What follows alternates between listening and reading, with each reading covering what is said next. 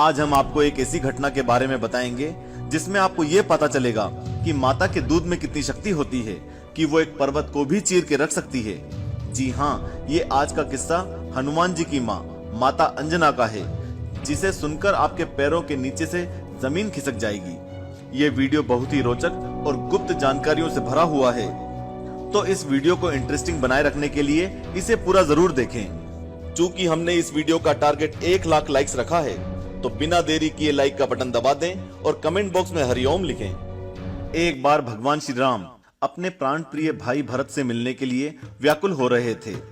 इस कारण राक्षस राज विभीषण ने रत्न आदि उपहारों के साथ उनकी सेवा में कुबेर का इच्छा अनुसार चलने वाला दिव्य और उत्तम पुष्पक विमान उपस्थित कर दिया। सूर्य के समान तेजस्वी विमान पर श्री रघुनाथ जी की आज्ञा से विभीषण, हनुमान और समस्त वानर भालुओं के साथ सुग्रीव और युवराज अंगद भी चढ़ गए। फिर भगवान श्री राम की प्रेरणा से वह पुष्पक विमान आकाश मार्ग से तीव्र गति से उड़ चला।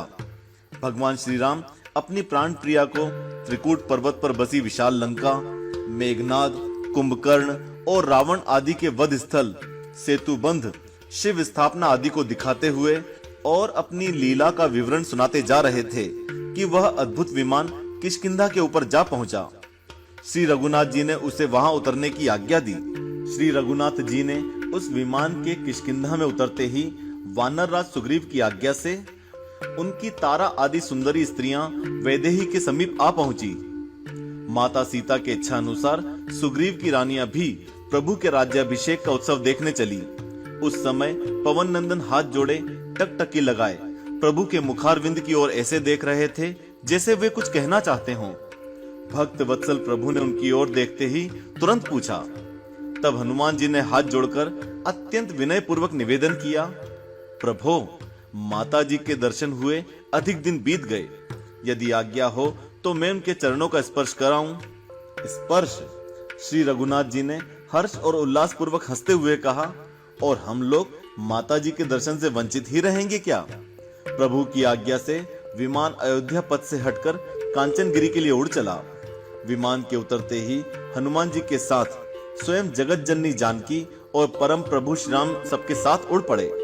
हनुमान जी के साथ निखिल भुवनपति श्री राम और जगदात्री सीता के सहित वानर भालुओं का विशाल समुदाय और वानर पत्नियों के साथ विभीषण हनुमान जी की जननी अंजना के दर्शन के लिए चल पड़े। माता का दर्शन होते ही हनुमान जी दौड़कर अबोध शिशु की भांति उनके चरणों में गिर पड़े। उनका कंठ अवरुद्ध सा हो गया था और आंखों से आंसू बह चले थे। उन्होंने बड़ी कठिनाई से कहा, माँ, माँ। अंजना को उनका लाल, उनका प्राणखंड कितने दिनों बाद मिला था। वे सजल नेत्रों से हनुमान जी के सिर पर अपना हाथ फेरने लगी। पुत्र को आशीर्वाद तो उनका रोम रोम दे रहा था। उसी समय वहां श्री सीता और लक्ष्मण सहित प्रभु भी पहुंच गए। हनुमान जी ने उनका परिचय दिया, माँ, ये मेरे प्राणनाथ प्रभु और ये माता जानकी और ये सौमित्री हैं। अंजना के सुख सौभाग्य का क्या कहना। स्वयं परम प्रभु चलकर उनके द्वार पर पधारे।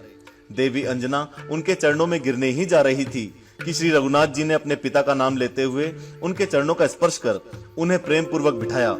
भगवती सीता और लक्ष्मण ने भी उन्हें प्रणाम किया। इसके बाद सुग्रीव, युवराज अंगद, राक्षस राज विभीषण और असंख्य वानर भालू, सुग्रीव और विभीषण की पत्नियां सबने एक साथ पृथ्वी पर मस्तक रखकर हनुमान जी की माता अंजना को अत्यंत भक्ति पूर्वक प्रणाम किया। माता अंजना अपने भाग्य पर गर्व कर रही थी।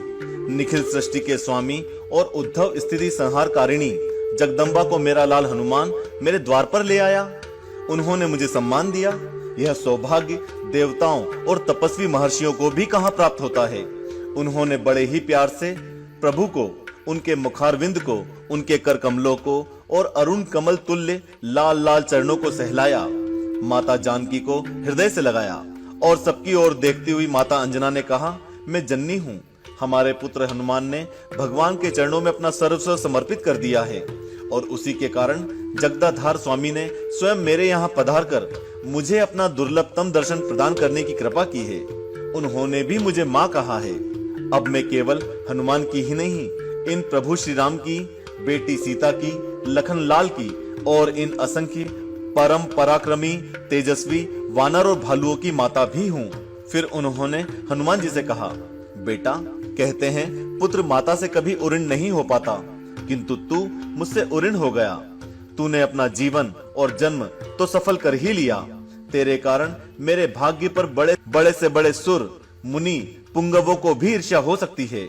हनुमान जी ने माता अंजना के चरण दबाते हुए कहा, माँ, इन करुणामृति माता सीता को दशानन हर ले गया था। इन करुणा निधान की आज्ञा और इन्हीं की कृपा शक्ति से मैंने समुद्र पार जाकर लंका में माता जी का पता लगाया। फिर प्रभु ने समुद्र पर पुल बंधवाया और लंका में राक्षसों के साथ भयानक संग्राम किया।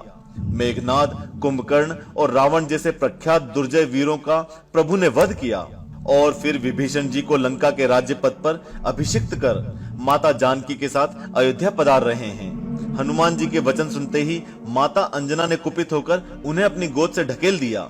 उनके नेत्र लाल हो गए।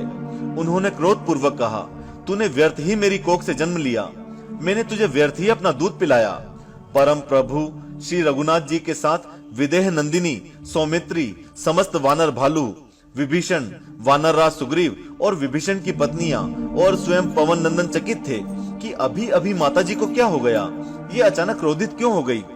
हनुमान जी हाथ जोड़े चुपचाप माता की ओर टकटकी लगाए देख रहे थे और अंजना देवी उन्हें डांटती हुई कह रही थी, तुझे और तेरे बल और पराक्रम को धिक्कार है। क्या तुझ में इतनी शक्ति नहीं थी कि तू लंका में प्रवेश करने पर त्रिकूट पर्वत को उखाड़कर पूरी लंका को समुद्र में डुबो देता? तू दुष्ट दशानन को उसके सैनिकों सहित नहीं मार सकता था? और यदि तू उन्हें मारने में समर्थ नहीं था तो तू उनसे युद्ध करता हुआ स्वयं मर जाता। किंतु तेरे जीवित रहते परम प्रभु को सेतु बंधन और राक्षसों से युद्ध करने का कष्ट उठाना पड़ा। तुझे मेरा दूध पिलाना व्यर्थ हुआ। तूने मेरे दूध को लज्जित कर दिया। धिक्कार है तुझे। अब तू मुझे अपना मुंह मत दिखाना। माता अंजना क्रोध से कांप रही थी। हाथ जोड़े हनुमान जी ने कहा, माँ, मैंने तेरे दूध को कभी लज्जित नहीं किया है और ना कभी भविष्य में तेरे महिमामयी दूध को कभी आंच ही आएगी। यदि मैं स्वतंत्र होता तो लंका क्या, इच्छा होने पर पूरे ब्रह्मांड को क्षण में पीस कर रख देता। राक्षसों को तो मैं मच्छरों की तरह मसल कर मार डालता और उसी समय माता जानकी को प्रभु के श्री चरणों में पहुंचा देता। किंतु जगत जननी जानकी का पता लगाने के लिए समुद्र के पार जाते समय मेरे नायक जामवंत जी ने मुझे आदेश दिया था कि तुम केवल माता सीता को देखकर और उनका कुशल समाचार लेकर लौट आना। हनुमान जी ने जामवंत जी की ओर देखकर कहा, माँ, तुम इनसे पूछ लो। मैं यदि इनकी आज्ञा का उल्लंघन कर देता तो स्वामी की परम पवित्र लीला और कीर्ति में व्यवधान पड़ता।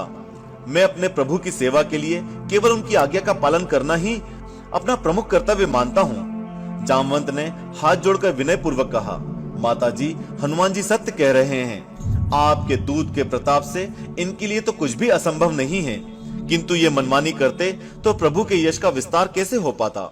श्री रघुनाथ जी ने जामवंत के वचन का समर्थन किया। तब माता अंजना का क्रोध निवारण हुआ। उन्होंने शांत होकर कहा, अरे बेटा, यह सब मैं नहीं जानती थी। मुझे आश्चर्य हुआ कि मैंने जिस हनुमान को अपना दूध पिलाकर पाला है वह इतना कायर कैसे हो गया कि उसके रहते जगदाधार स्वामी को कष्ट उठाना पड़ा। माता अंजना के द्वारा बार बार अपने दूध की प्रशंसा में वहां खड़े लोग अतिशयोक्ति समझ रहे थे। माता अंजना ने उनके मुखारविंद को देखकर अनुमान कर लिया कि लखनलाल यानी कि लक्ष्मण जी, इनको मेरी बात पर संदेह हो रहा है। उन्होंने कहा, लखनलाल, आप समझ रहे हैं कि ये बुढ़िया बार बार अपने दूध का गुणगान कर रही है, पर मेरा दूध असाधारण है, आप स्वयं देख लीजिए। माता अंजना ने अपने स्तन को दबाकर दूध की धार पास में ही स्थित एक पर्वत शिखर पर छोड़ी। फिर तो जैसे वज्रपात हो गया। भयानक आवाज के साथ वह पर्वत फटकर दो भागों में टूटकर बढ़ गया। माता अंजना ने कहा, लखनलाल, मेरा यही दूध हनुमान ने पिया है। मेरा दूध कभी व्यर्थ नहीं जा सकता। इसके बाद प्रसन्न मन से श्री रघुनाथ जी हाथ जोड़कर माता अंजना से चलने की आज्ञा मांगने लगे।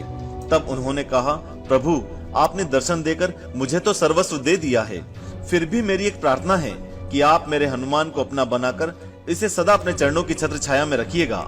तब हनुमान जी ने माता के चरणों पर सिर रखा तो उन्हें आशीर्वाद देते हुए माता अंजना ने कहा, बेटा, तू सदा निष्कपट भाव से अत्यंत श्रद्धा और भक्ति पूर्वक परम प्रभु श्री राम और जगत जननी जानकी की सेवा करते रहना।